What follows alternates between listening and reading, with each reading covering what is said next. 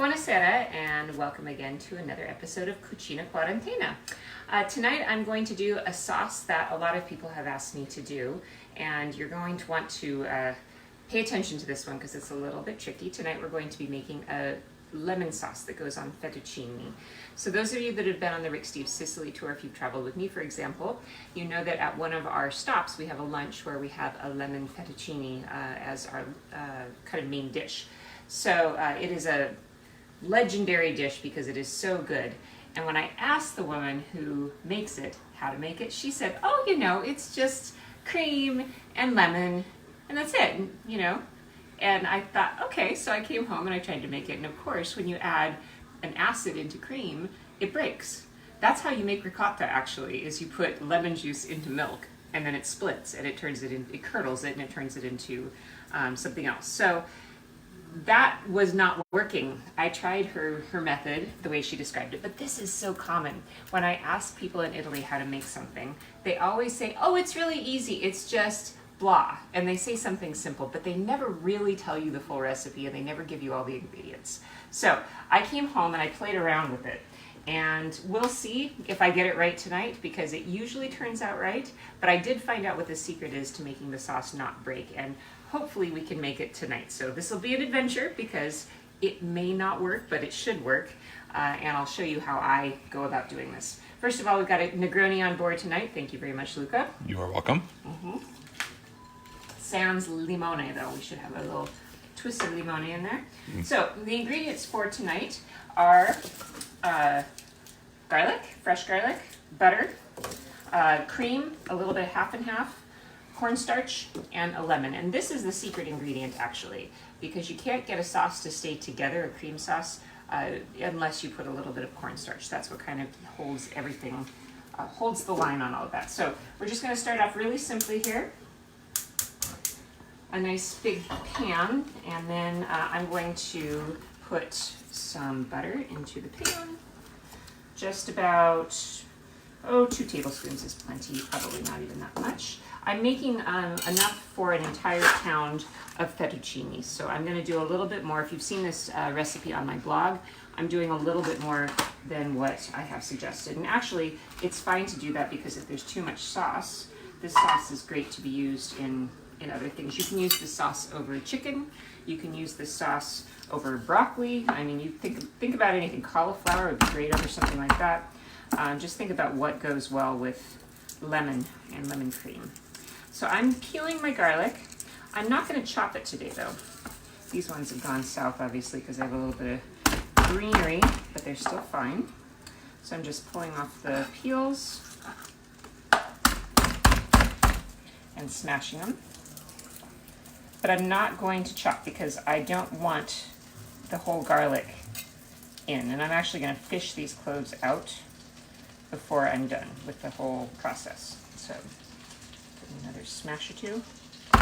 This is really good for getting out your frustrations and aggressions and concerns. I know we're all living in a time of fear and concern. Smashing garlic is a great way to make yourself feel better. All right. So, smells great already. I can even smell it from back here. Yeah, it smells really good already. So good. This is not a low-calorie option, I'm sorry to tell you, but it is one of my favorite things. Okay, so we'll just get that going. I'm going to put a little bit of salt in. And then, so that's about 2 tablespoons of butter, 3 smashed cloves of garlic, but you can do more or less depending on what you like.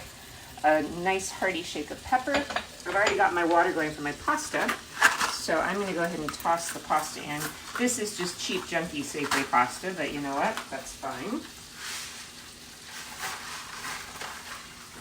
Put the fettuccine in and let that go. All right. This is such a great sauce because it takes so few ingredients and you can really wow people with this. This along, oh yeah, it's nice and brown. This along with my pistachio pasta that I like to make are my 2 most impressive in terms of what people like. I like to brown the butter a little bit. That actually is kind of intentional because I like the taste of the toasty brown butter. So now I'm doing a cup of whole The heavy whipping cream. Aye, aye, aye. Aye, aye, aye. Yep, I know. Did I say this is low calorie? You said it was the opposite. Yeah, I did. All right, so we're going to put in that, and then I'm going to put in half and half. Half and half is a nice compromise, you know, being half and half. Oh, no! I didn't turn on the fan. Oh, 9. I'll hold on to this, Luca, while you go fix it. It's always fun, isn't it? You never know. I think it's just to give you the sense that this is reality cooking and not fakery. So here we go. Okay, so I am now going to, yeah, I know, you guys are loving this, huh? Luca, just open the front door. So what we're doing now is we're just going to bring this to a low simmer. We don't want it to boil. We're going to bring it to a nice little simmer, and then from the simmer, I'm going to add a little pinch of, thank you. Yeah, that smells really good even now. So it's just very simple. So now is the moment that I'm going to add the cornstarch. And you don't want to go too crazy with this, but I think I'm going to do a teaspoon of cornstarch. This is really important that you add this. Nancy Finberg asked what type of pan, the type of pan we're using. I am using an All-Clad chef's pan. All-Clad is my favorite cookware brand, and it's pretty much all I use because once you buy them, you never have to buy them again because they are built to last. They're very expensive though. Most of these pans start upwards of $100, so it's an investment. But this pan, this chef's pan, is the one I cook with almost every night. So I think this one was more like $150, something like that when I bought it, but that was quite a number of years ago. All right, down goes the heat. And by quite a number of years ago, she means like when I was born. Which was forever ago, wasn't it? Which was, for me, forever ago. Yeah, so I gotta whip this a little bit to get all the lumps of the cornstarch out.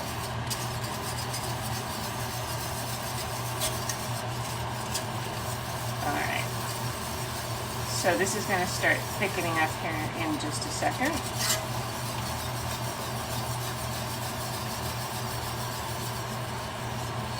Yeah, I highly recommend thinking about, you know, if you have the money to be able to do it, upgrading your pan collection, because I will never buy pans again for the rest of my life. I have all the pans I will probably ever need because these ones, like I said, this is at least 10 years old, probably more like 15, and it is still looking like brand new, and it is such a solid pan. I would never go to cheap pans ever again. Good equipment is always well worth it. It's well worth the investment. Okay, so that is getting closer.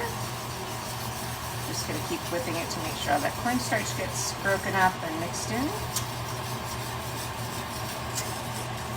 Okay, here's a good question from Denise Fisher. Where is the recipe written out? This recipe is on my website, adventureswithsarah.net. A little more half and half. And it is, if you can find it by going to the search bar and just entering the word lemon. Unfortunately, because this appeared on my old website, the formatting is not fantastic. I haven't reformatted it yet, but you can find it there, and it has all the proportions. Okay, come on. Come on, little cream sauce, thicken, thicken. Well, it tastes good. Come on. It's garlic cream. It's garlic cream. That's exactly what it tastes like, is garlic cream. So once we get a little thickening, then I can start adding. Actually, I think I will as I'm waiting. Go ahead and start the zest. So the key, in my opinion, first of all, is taking a sip of Negroni. Mm-hmm. Second, the other key is adding the zest. It's not just the juice, because the woman who gave me this recipe told me it was just the juice, and maybe she does use just the fresh juice, but I use the juice and the zest, and the zest I think is a more important aspect.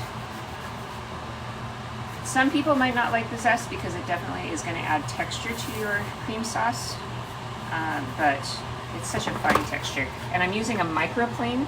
If you don't have one of these in your kitchen, this is another thing that is well worth the purchase because it can grate really finely, like hard cheeses and the zest for oranges and lemons. And I don't know, I use this practically every day, don't I, Luca? Luca's always washing it, unfortunately, poor kid. Okay. It's a very useful thing, especially for grating very old Parmesan, which we have a lot of. We have a lot of we have Parmesans that are probably older than you. Mm-hmm. Oh, here's another good question by I'm not sure how to pronounce that name, but I'm sorry. Ask the question. Do we cook with salted or unsalted butter? I cook with unsalted butter typically, because then you can adjust the amount of salt that goes in. That being said, it kind of depends. Sometimes I'll grab the salted stuff because I just don't feel like thinking about adding the salt levels. So typically most really high quality chefs would advise you to do unsalted butter. Oh, this is exactly what I was worried about. The fettuccine's gotten all stuck together. That happens. All right. I'm going to turn this down. And I'm looking at this thinking that that is almost the right consistency, but the smell is exactly right. See, this happens sometimes. A lot of you guys laugh at me about this idea of putting oil in the water, but that's why I do it. I didn't do it this time because I got shamed for it last time, but this seems to always happen to me, that the pasta gets all stuck together. So I'm going to try to get that broken up a little bit. There, it's getting broken up now. The pasta water in here is actually quite useful because pasta water can be used to thin all kinds of sauces. And I'm actually going to reserve a little bit of this pasta water and use it to thin this sauce if the sauce itself is a little bit too thick in the end. So Luca, I'm going to ask you to come on the other side here and just keep stirring this pasta and see if you can keep breaking it up while I attend to the sauce. Okay. Thank you. Sorry if the camera gets a little shaky, y'all. Okay. So that's pretty good. I'm a little unhappy with the consistency though, so I want to add just a little bit more heat and a pinch more cornstarch. If you follow the instructions exactly that are on my website, it'll turn out fine, but I'm always adjusting. I'm never happy with things exactly the way they are. So go ahead and follow the proportions on my blog, but as I said, I'm just always kind of futzing and seeing how I can improve or change it. And if you use just straight up heavy cream, it's going to thicken a lot faster, but because I'm using half and half today because that's what I have, it's taking a little longer and it's requiring slightly more cornstarch. But it's almost there. I like the consistency. So if you can see the consistency of this, it should, coat the back of a spoon like that. Oh, that's so good already. Okay, keep on breaking that stuff up, Luca. All right, so here's what I'm going to do now. I'm going to finish with the zest here, and then the scary part is about to come. Uh-oh. Did you get all the zest? Yeah. This is such an excellent, excellent sauce. Once you can master this, it'll take you a few tries. It doesn't always work well the first time. But if you are patient and you learn how to do it right, this pasta sauce will be one of the things you'll make and impress all of your guests in your home with. All right, I'm ready for the scary part. Are you ready for the scary part, Luca? I'm ready for the scary part, Mama. Whew. All right. Let's say a few Hail Marys before we start. Who knows if this is going to work? It should. I'm going to pull out some of the seeds with my fingernails. All right. Here we go. Whisk, whisk, whisk. And very slowly add in the lemon juice. Okay. Oh, it's not breaking. Very, very slowly adding in the lemon juice. Oh, yeah, baby. Look at that. It's working. And how can you tell it's working? Because it's not curdling. because if it weren't working, it would turn into a big, nasty, separated mess that would look really disgusting. So the cornstarch is the key here. And it's a binder and it holds everything together.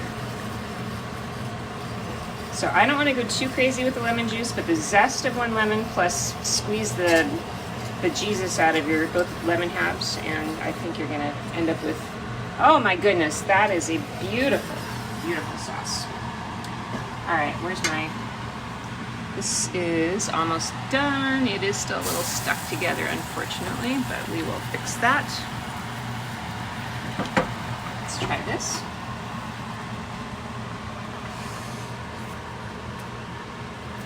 Oh my gosh, that's so good. I have forgotten how good this sauce is. Holy cow. All right, I'm turning it off before it scorches. But this is absolutely fantastic and perfect. I'm gonna fish out my little garlics. The other ones are just kind of broken down, which is okay. This sauce is absolutely marvelous. You want to taste it, Luca? I do. What do you think? Whoa. Okay, that's interesting. It almost tastes like something that you get in Thailand. Thailand? Huh. Okay. It's really absurdly good, though. It is absurdly good. Yeah, this is a real bummer. So I think because that's a bummer, I think it's great when things don't work out perfectly what I'm cooking, because then I just get to show you how to fix things that are not, when they're not perfect. So there is a little bundle of pasta in here, you see, that fuse together. And I'm just gonna pull those out. Whoops, I'm not gonna throw them in the stove purposely. I'm just gonna put them to the side because they are not cooking properly. Not everything works out perfectly every time, but I think the rest of it, does that look okay? What do you think, Luca? Yeah, it looks okay. Oh, this is the one I was looking for. There's a bundle right here. Yeah, that's not so great. So let me get that to peel apart. I'm gonna just take this bunch out because I don't want to wait for that to get detached. Everything else looks like it's been detached. And the moral of the story is there's a reason I put a little bit of oil into my linguine. So this is taking longer to cook than I would have imagined. So we're gonna give that a second or two to finish up. And then I'm going to, see, these are stuck together. You can just pull them apart. Okay. Okay, so while we're waiting, which will be another minute or two, you always want to cook pasta so that it is a little bit stiff, so a little al dente, and then we're going to put it into the sauce. But it needs to be at the appointed moment. We're almost there. Let me get my colander. I also want to let you guys know about, on Friday, we're going to have our first lunchtime learning session. So we're going to be meeting back here if you want. I'm going to arrange a meeting on Zoom with a friend of mine named David Torti, who is a musician, and he lives in Orvieto, Italy. And we're going to talk about Italian music. So we're going to have a fun little sort of lunch and learn on Friday. So if you want to participate in that, I'll put up a link for the Zoom meeting. Oh, here we go. And then you can join us for that. David's very, very talented. He might even bring his guitar along and play a little bit of music for us as we learn about Italian customs and culture and music. All right, there goes the linguine. And I'm gonna pop it right back into the pot because not thoroughly rinsing it like that or draining it means there's still some pasta water left in there, which is what I want. Now I'm gonna just pop it into sauce. Sorry, technical difficulties here. There we go. Okay. Alright. And then we just toss it in the pot. I'm going to turn this on really low. You could, theoretically, if you wanted to, add a little bit of Parmesan to this, but I don't think it needs it. You could also add pepper to it. Also, I don't think it needs it.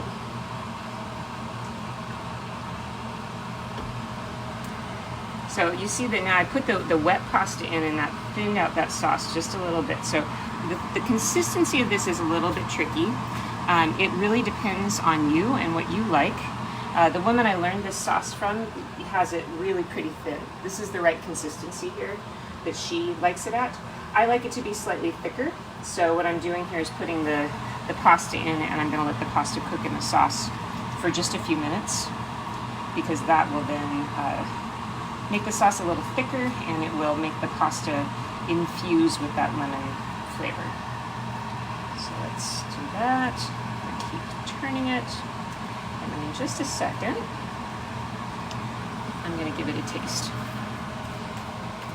So one of the nice things about this recipe is that if you noticed, there are virtually no ingredients. It's super fast. It only took it took about 10 minutes, 15 minutes to put it together. And then there are a lot of variations you can do. So like I said, you can add pepper, you could add thyme to this, you could add a little zested orange as well if you want kind of a citrus kind of extravaganza. You can add a lot of different things, so you can make a variation. And then you can also put an extra bit of the sauce, make a bigger batch, and put it on the side to put on vegetables or meat. Chicken particularly is really good. So if you have a grilled chicken breast that maybe you've done on the barbecue, putting this over the top is fantastic. So I'm feeling pretty good about this. I'm gonna grab a fork.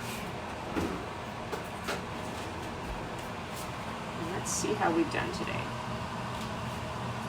I don't like my pasta overcooked, like I said, so this is gonna be a little bit more undercooked than what you're used to, but I like pasta that's got some fight in it. I don't want it to be all floppy.